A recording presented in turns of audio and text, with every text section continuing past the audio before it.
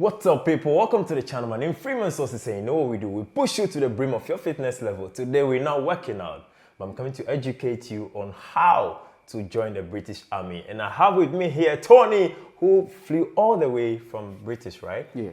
Down here. The ice is still on him. The England ice is still on him. Like, you know, I think I see that. Yeah. It's still dripping, bro. Yeah, he just buzzed like, Charlie, we have to do something for our people. I'm like, yeah, that's what's up. Like, he has information de la VRC. They can't pour the information give you guys. So pick a pen and paper and jot something. It will be useful to both people who are already existing in the Ghana Armed Forces or the police service, the customs or immigration in Ghana who are seeking to join the British Army. I mean, you know, everybody's kind of like seeking for greener pastures and stuff like that. No be so. Yeah, so. That level. Yeah, so, yeah. if you are new to the channel, don't forget to subscribe, turn on post notification, and also drop a comment for my brother, Tony. He's also a content creator. I don't know whether you came across that video when they asked the girl, what was the question you asked the girl? So, what advice will you give to ladies out there who taking H2O? And she said what? She's be quiet. Oh! She was talking about relationship and all that, red flags and all that. Yeah, Charlie. What advice will you give to girls who taking H2O? The advice I'll give to girls out there is, guys of today, some are stingy. What the hell?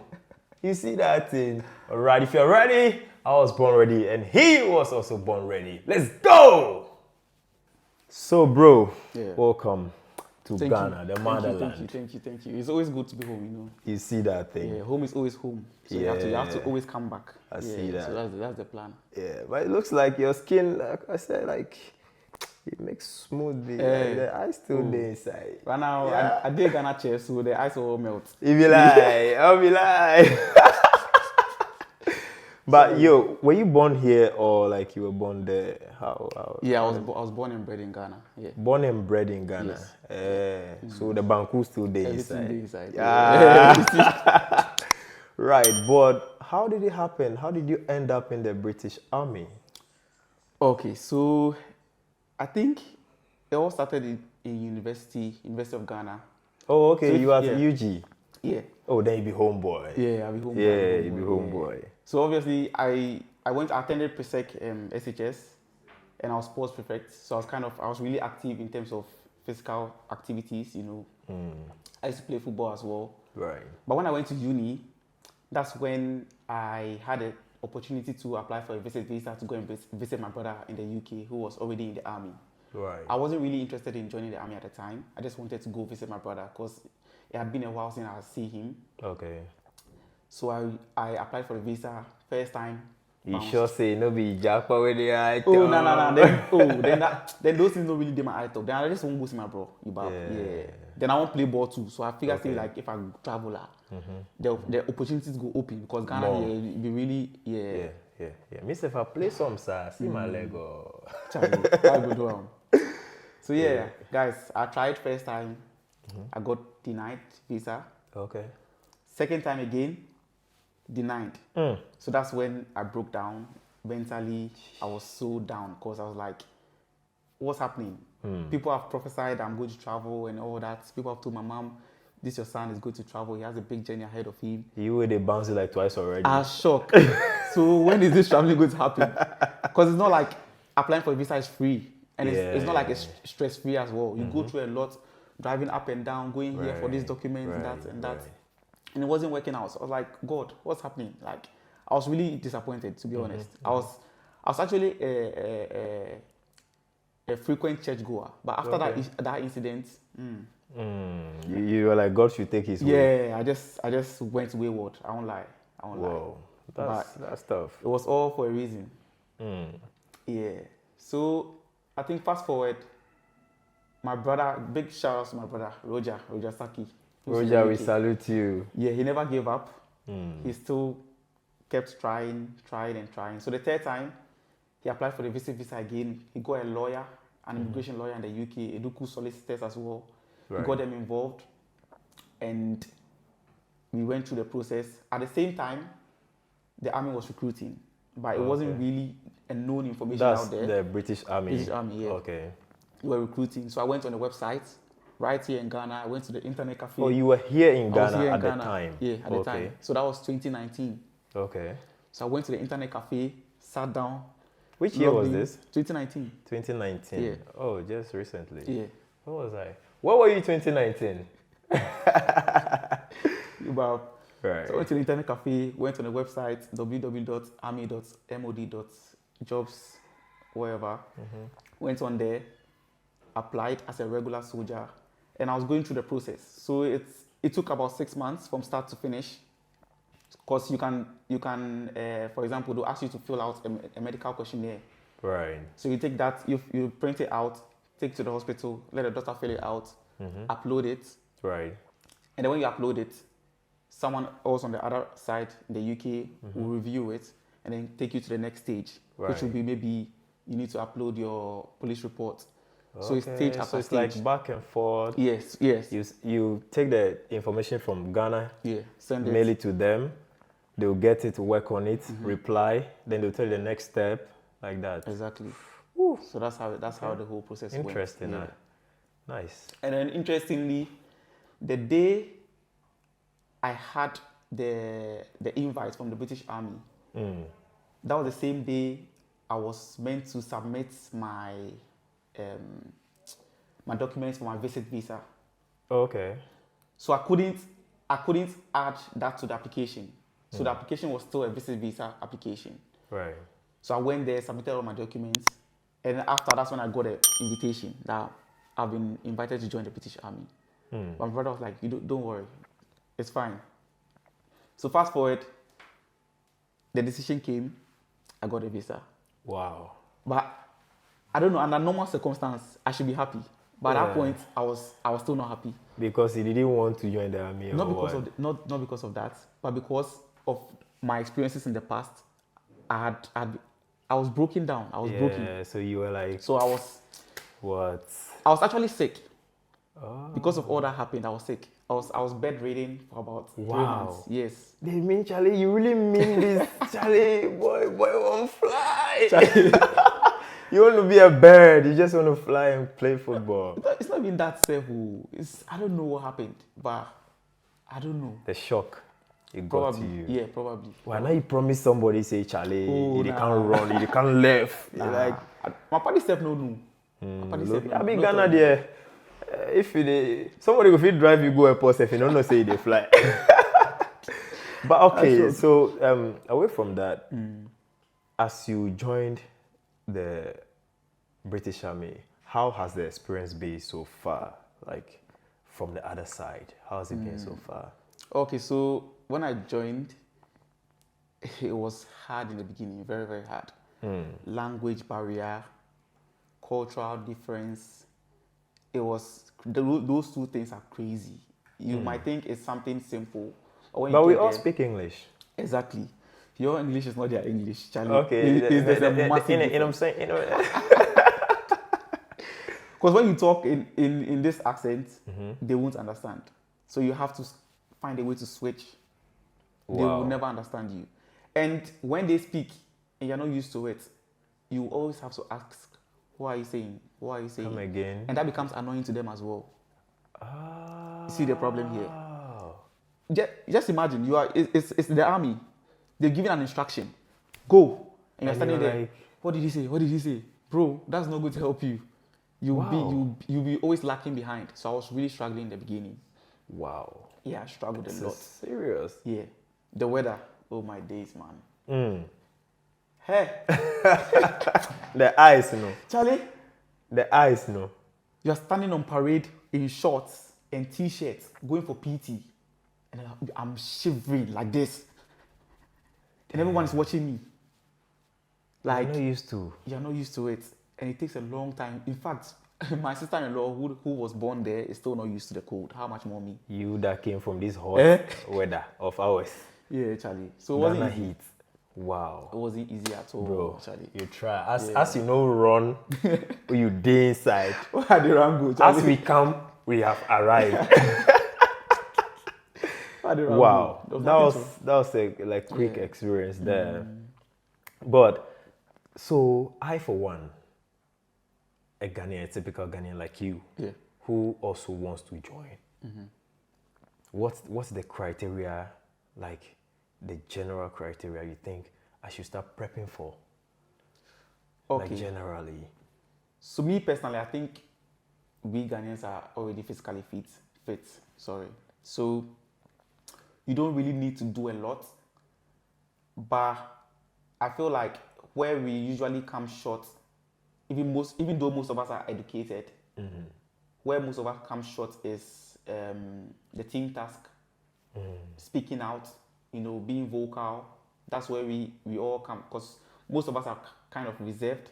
Do you kind of like, are you trying to put a cloth on timidity? Yes. Let's take the cloth. Let's take the cloth off. Exactly. Are you trying to say when we go out there we are a little timid? Yes, exactly. So we need to take that off, because does that have to do a lot with our cultural upbringing and stuff like that? Yes, our upbringing. Like if an elderly person is talking, you can't talk. Exactly. Like you can't just say whatever you want to say free or willingly unless you are asked or something. Exactly. Does that have effect when we go out there? It does a lot, and it affected me a lot. But I knew that I had only one option to pass my assessment. And during the assessment, if you make a mistake and you don't show what you have there, that's it. Yeah, you'll be gone. Hey. Exactly. So I had to force myself to come out of my shell. Because I'm the kind of person I was the kind of person where if I meet you for the first time, I'll just be quiet. I'm not going to talk. If there's a group of us and they ask us to do something, I'll be quiet. Right. There's always people out there who take charge. They are born leaders. Yeah. They take charge. They control stuff. In the army, everyone has to be like that. Right. If you're not like that, you'll be at the bottom of the chain. And if you're at the bottom, guess what? You're not getting promoted. Wow. So it goes a long way. So confidence, over there, they are born confident. You see a little child asking the mom or dad, some questions we can never ask our parents, even when we are 25 years old. So what are some of the key roles as a Ghanaian? What are some of the key roles I can get, or some of the key roles that are available for we Ghanaians that are here that wants to join? If you get a chance to join, what are some of the key roles that you get to play when you join the British Army? From your perspective. Okay, so as the name suggests, it's the British Army. It's not the Ghanaian Army. So because you are joining from Ghana, which is a Commonwealth country, and it's kind of like your first time going to the UK, they don't usually offer you so many jobs. Because some of the jobs, you need to be security cleared. So it means they have to have your, background history for about 5 years. So they know, okay, this guy is clear in terms of security checks and all that. Before they can offer you such positions. So for now, if you are joining straight from Ghana or any Commonwealth country, you can't have access to all the job roles or some technical job roles like a signaler, just a few. Yeah, just a few. So we have royal engineers, we have RLC, you can be a driver, you can't be a clerk because you need security clearance. Okay. So when you go on the website, you see the job roles and the criteria you need to be able to apply for those jobs. Do you remember the website? Do you have it offhand? Yeah, so www.army. I'm coming, hold on. Okay, you have it on your phone, that's perfect.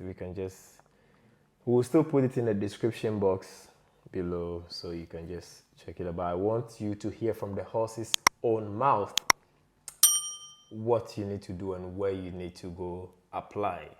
Well, let's just move on. We'll put it in the description box, so don't worry. Let me read this. Somebody that I had like 5 questions laying down waiting for you when you were in there.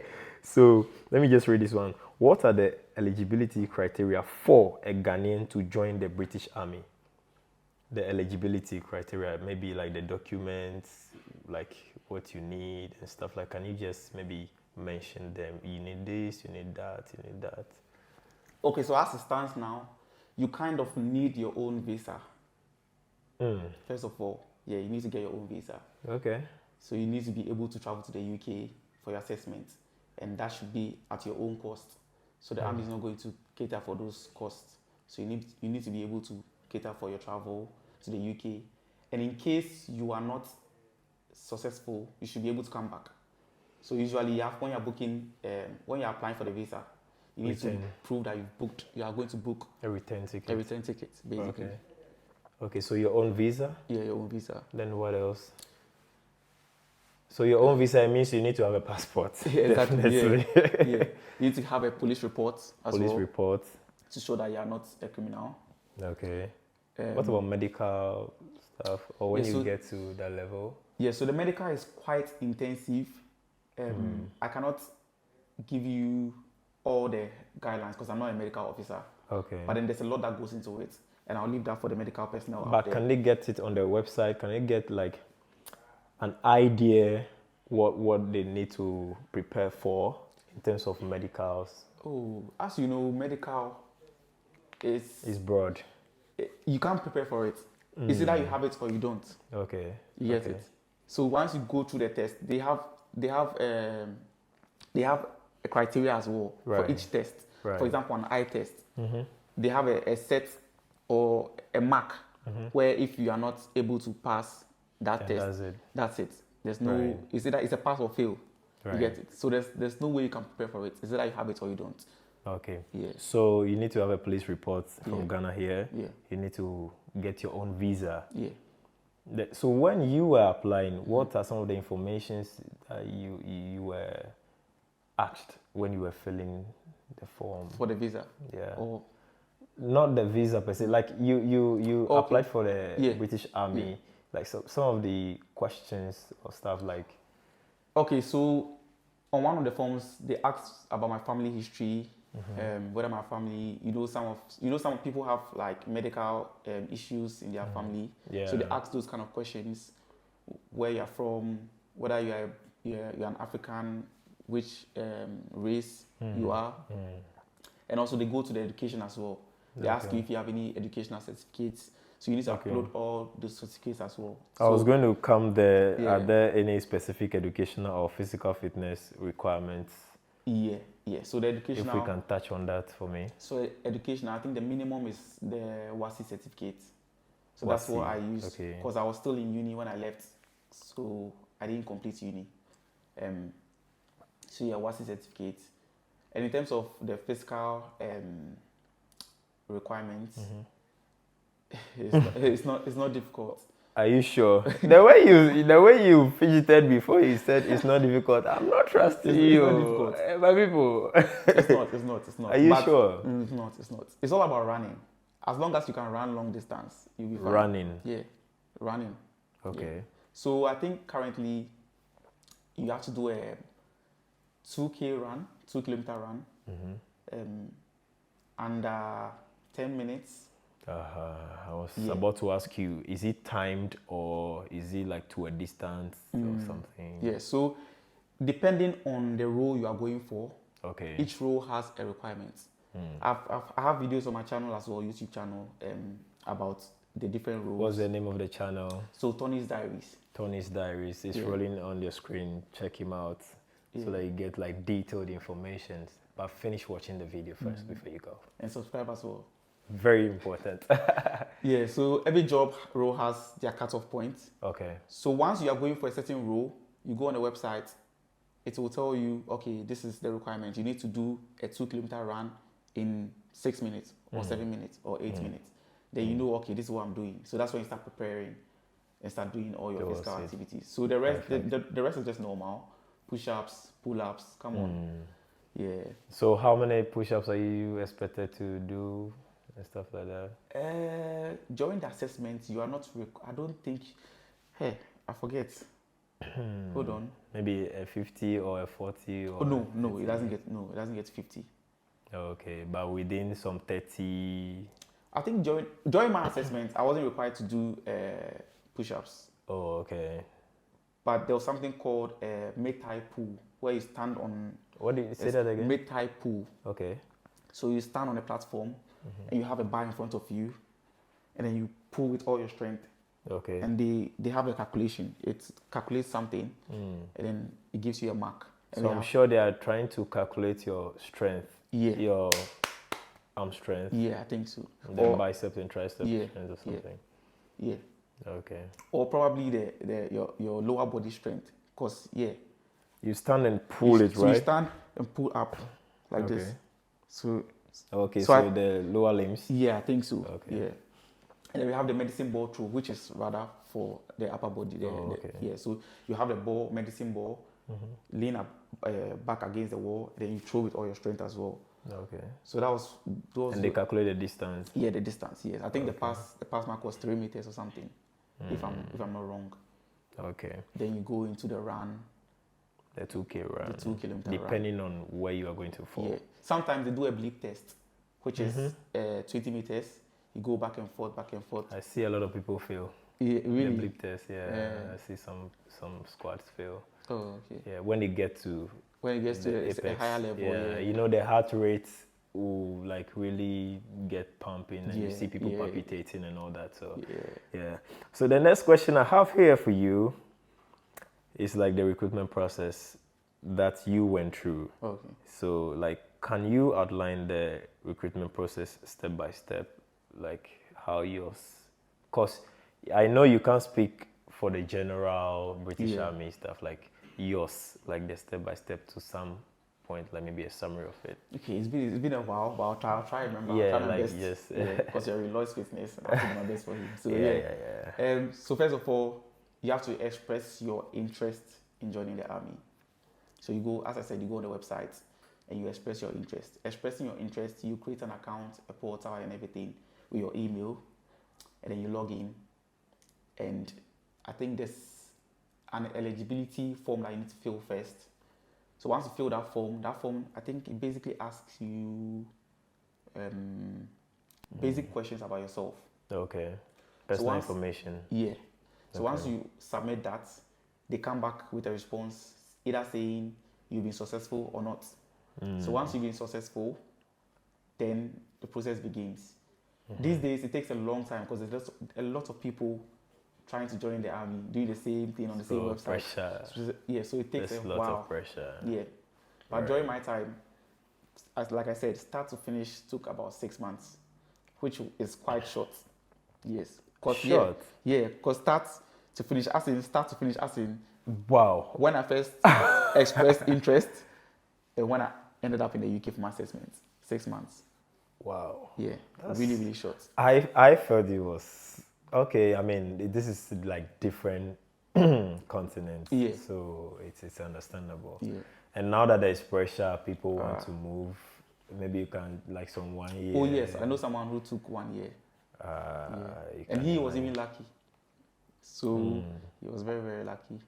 So it could take longer. So people usually ask me in my DM, oh, when is the army recruiting? How long is it going to take? There's no time frame. There's someone working behind the scenes in the UK on each application.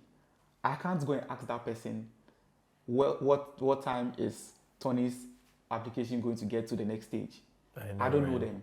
So it means those are some of the challenges. Yeah. So let's dive quick into some of the challenges Ghanaians face during the recruitment process to join the British Army. What are some of the few? You just tapped on some, the waiting time and all that, but maybe there are some other special challenges as like you faced when you were joining it. Okay, so sometimes you need to get in touch with your candidate support manager. So when you first create that portal and you express your interest to join the army, you get assigned a candidate support manager. So that person is meant to support you throughout your application if you have any questions and all that. Okay. But usually, because we are in Ghana and in the UK, you can send an email and you might not get a response. So sometimes you have to call, and you know the charges and all that in regards to calling. And most of the times, like I said, Ghanaians, we are quite timid, reserved. So when we call and we are saying please, please, they don't like it. So stop it. It's a bit, they're not used to it. So when you say please, please, please, please, please, please all the time, yes sir, no, those are civilians you are working with. They are not military personnel, so don't go and be saying yes, yes sir, yes ma, or whatever. But yeah, so those are some of the challenges in terms of knowing when your application is going to move forward or not. Because sometimes you'll be waiting for like 3 months and nothing is happening. Yeah. And you are kind of agitated. Yeah, you want to know what's happening. So that's a challenge. That alone is a challenge. Because there's no, I cannot help you with that. Because I don't know who is working on your application. What benefits have you had so far joining the British Army as a Ghanaian? A lot. Yes, a lot. It's a lot. A lot. Hey, child, then before you leave there, I foresee stop. Other people. It's a lot. It's a lot. So first of all, I got a chance to further my education. Okay.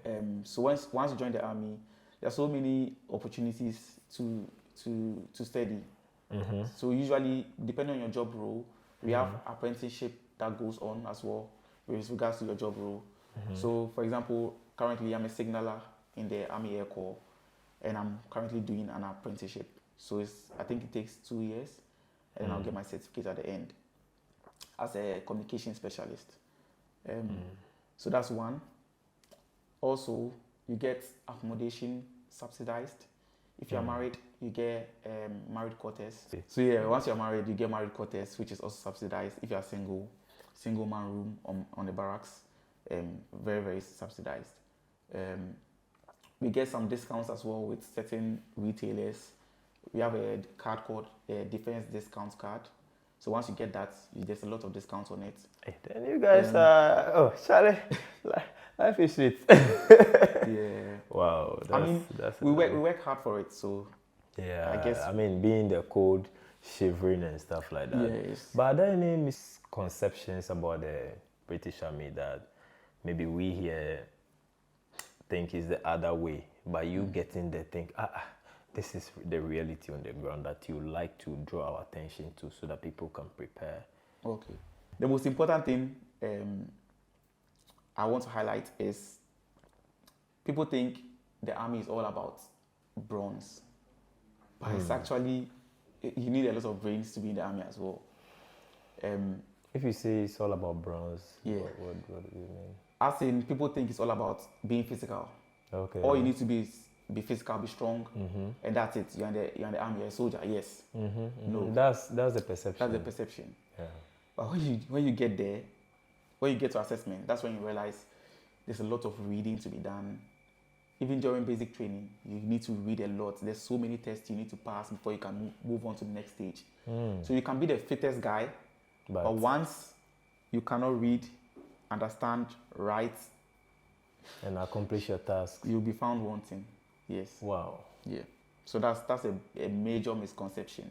Even me, myself, I felt like, oh, Charlie, I'm going to join army. I don't need to even study anymore. Forget it. I got there and I was like, wow, okay. Even up to date, there's so many things I need to do. You need to write your SJAR. All the guys in the army will understand that. So it's basically we have an MPAR and an SJAR. Okay. So the MPAR is a midpoint review, and then the SJAR is a review at the end of the year that is given to every soldier. Right. To tell you how you are performing. Okay. And so the midpoint is basically to tell you how you are performing. Like, it's usually negative because it tells you how you're performing and what you need to improve on. Right. Then the final one at the end of the year is either you are promoting or you are not. So it recommends you for promotion or not. So it's either you are there or you are you moving. are there. Yes. But there's no way you are going to be demoted or anything. There are special circumstances where you can be demoted. If you are being naughty, you can be It's at the CEO's discretion. So you can be demoted, yes, if you are being naughty. Then I don't want to even talk about the remuneration because looking at the benefits you mentioned early on, it means the kwacha is, at least when you melt it here, is you know what I mean? You get it? I mean, yeah, we get. It's on the website.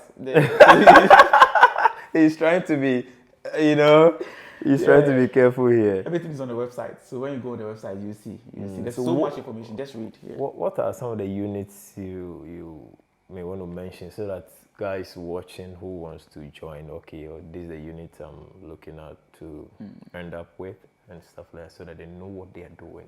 Okay. Yeah. So we have the Royal Engineers.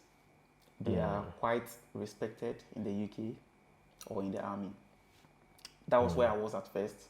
I was in the Royal Engineers. I was a logistics specialist. Okay. But I transferred over to the Army Air Corps to work with helicopters because aviation has always been my passion. Right. So guys out there, I think some of you, when you apply, you think, oh, I've been given infantry, I've been given this, I don't really want it. If that's the case, don't worry. Just go, get there. Once you get to your unit or you get to training, you can voice your concerns to the chain of command, and there's a process for you to switch from one cap badge to the other. Okay. Which is what I went through. Okay. So is it cumbersome? Yes, it is. Really, really stressful. It is. Switch? I won't lie about that. It is. It's not meant to be, but you are working with human beings, and things will happen. But once you stand your ground and speak to the right people, especially the padre, that's the hint. Speak to the padre, you'll be fine. So the padre is like a priest. Oh, okay. I was going to ask you, if you say padre, like you are using terms that I'm not conversant with, so I need to ask, just as somebody watching us to ask. So but I don't want to touch it, but I'm tempted to touch it. Okay. It means in the British Army, the cultural consideration is open. Yeah. That's why you can see a Rastafarian in there, because I see people with like British Army people with lots of tattoos and like Rasta and stuff like that. Okay. So with the tattoos, even when you are applying, as part of the eligibility stage, they ask you if you have any tattoos. So you need to declare all the tattoos you have. Okay. So I think depending on whether it's offensive or not, that's when they allow it. Okay. Yes. Okay. So there's actually a set of rules regarding tattoos and everything. But because I don't have a tattoo, I don't really delve into that. Right. Or I didn't even bother looking into it. Because I know people watching will be like, hey, soldier no or Rasta no. But it just makes me understand that they consider cultural differences, and I know you are from a Rastafarian background in a way and stuff like that, so they respect that. Yeah, they do. And salute to the British Army for considering all that. Some will be a little rigid on it and stuff like that, but okay, so we've done more of educational stuffs and the processes and all that, but like tell me your personal like hard times that you've been through when you joined the British Army, like maybe the food that didn't fall well for you, and like maybe you are training in the cold, in the ice. Like tell me, I want to feel that pain. Did you cry at a point when you were training? Like what's up? Okay, so are you wiping tears? So first of all, when I traveled to the UK, obviously I had an assessment in a few months, so I had to practice, train. I had to train basically. But then I got there in summer and I was so cold. I was sleeping in a hoodie. Summer, and you're feeling cold. Then if winter come there. Yes, so I'm leading up to winter. You are dead meat. So my assessment was in October, and I got there around July, and I was dying. But guess what? I have to wake up early in the morning, go for a run, come back, and then help my brother's kids. So it was really hard, because in Ghana here, when it rains and it's cold, you even feel lazy to wake up. Wow. But there, the cold is mad. Mad. Oh. It's mad. It's mad to the extent that when you even start running or start doing any physical activities, personally, my legs start to itch. So I walk for only like 20 meters and my legs start itching, and I'm just doing this on the road, scratching. I come home and I have scratch marks all over my legs. Damn. So it was really hard. It was challenging, very, very, very challenging. Because the run was or is one of the most important physical tests. Because that's where if you do very well, you get a good job role. I forgot to mention, when you go for your assessment, depending on your performance, even though they've already allocated a job role for you, when you go for your assessment, once you do very, very well, physically, cognitive tests, overall, you get an A or B, then you will be pushed. All the doors open to you. Okay. That's so the running is like the A game there. So the running, get 6 minutes, 7 minutes, 2K, you are good to go. So I was really focusing on that because I'm a sprinter. I'm not a long distance runner. Yeah. So I had to kind of switch from sprinting to so you have running. Explosive but not endurance. Exactly. So I really, really struggled. So I went for my assessment and it was still cold. But then I remember the words my brother told me. He said, this assessment is your visa. If you fail, you're going back to Ghana. Odugu, bye-bye. Me too, where I ran away from school. I don't tell them that they ran away. So which school am I going back to? Yeah. They've already started the semester. Where am I going? So it was a do or die affair. Luckily I met a Ghanaian there. That's one thing. When you meet a Ghanaian during assessment, it kind of motivates you. A brother. Yes. So he spoke to me. He already had previous experience about the assessments. Because he came and he failed and went back. Came back a year later. So he told me, Tony, just stick with me in terms of the running. Stick with me. Come with me. But when it comes to the team task, where they give you they group you into teams and ask you to solve an issue or complete a task, you need to be vocal. I cannot come and hold your mouth there and speak for you. That's a typical Ghanaian guy there. I like your spirit wherever you are. Charlie, so you need to, he's called Ben, into the artillery now. So you need to speak. And then, so yeah, during the assessment, the 2K round, this guy, he was gone. I was like, you know what? I'm following this guy.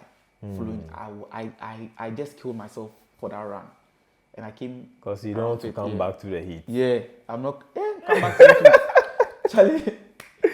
So that assessment was a do or die. I did everything. I put all my shyness away. During the team task. Even though I don't know the answer.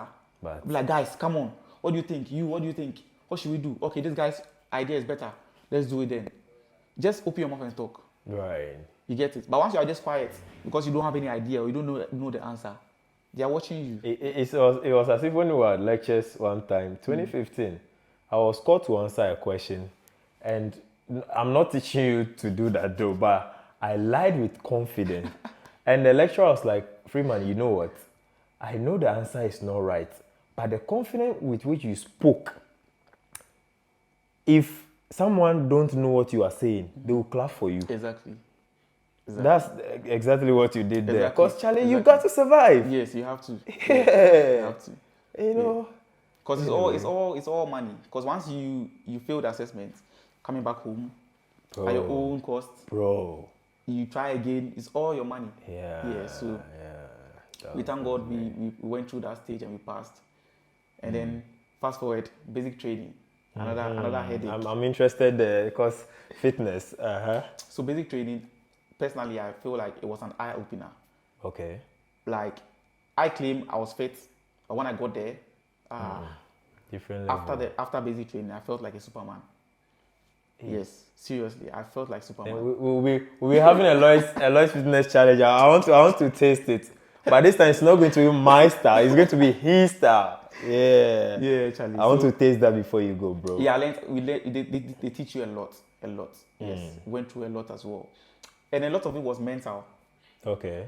Because sometimes you might be there, you're so tired, and then you have to wake up, go on a patrol, or do some task.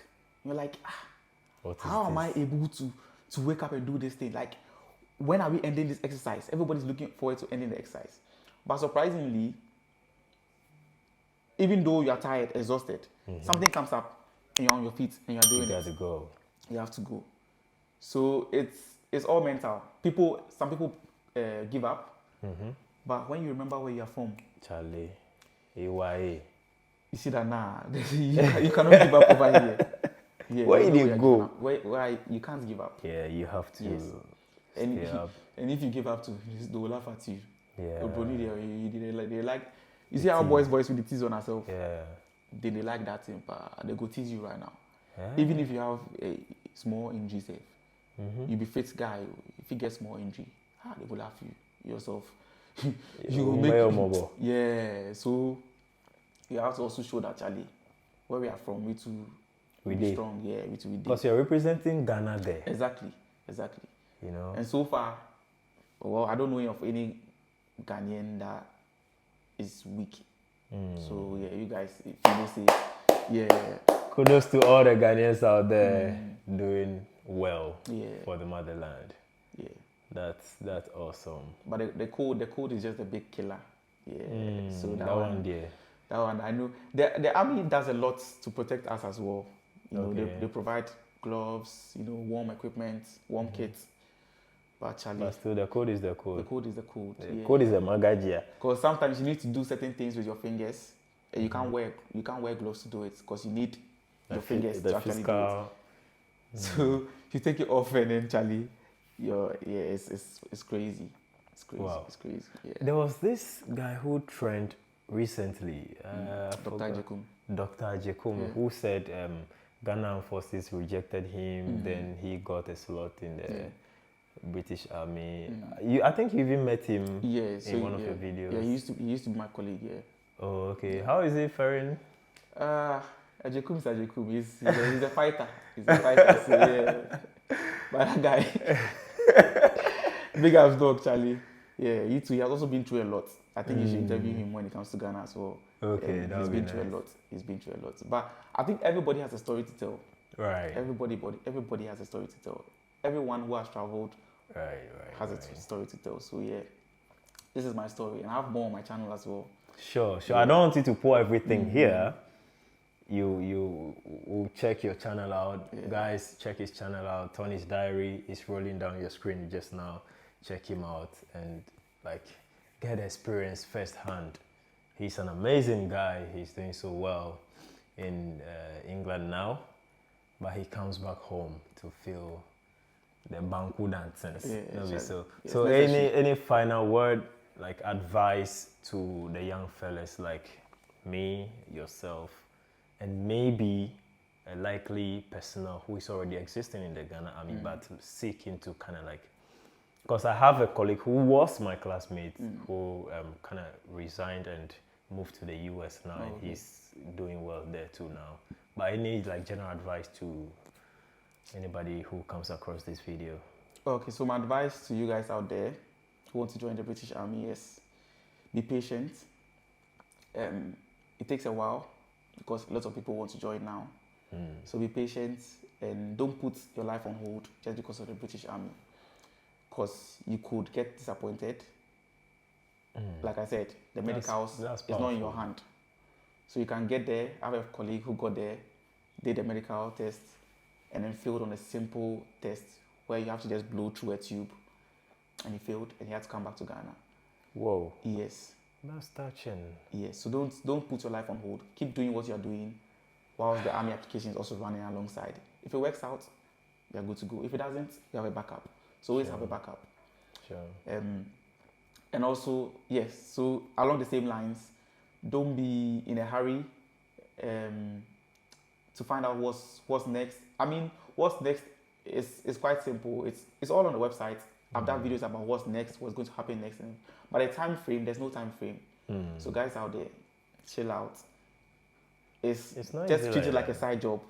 Let it run in the background. But keep checking on your portal, because you might get a message. Yeah. And if you don't check regularly, you might not get it or you might not see it. So just relax. If it's for you, it will happen. If it's not, then it's not meant for you.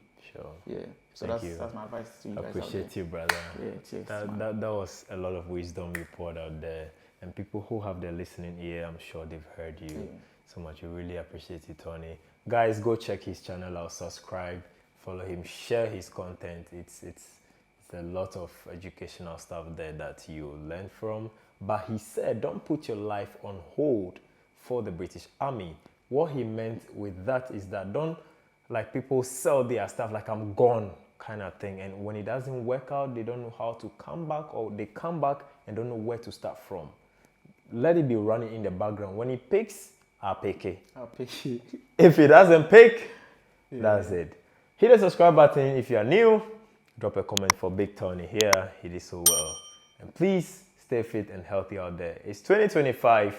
It's a new year. Smash your fitness goals. And let's go!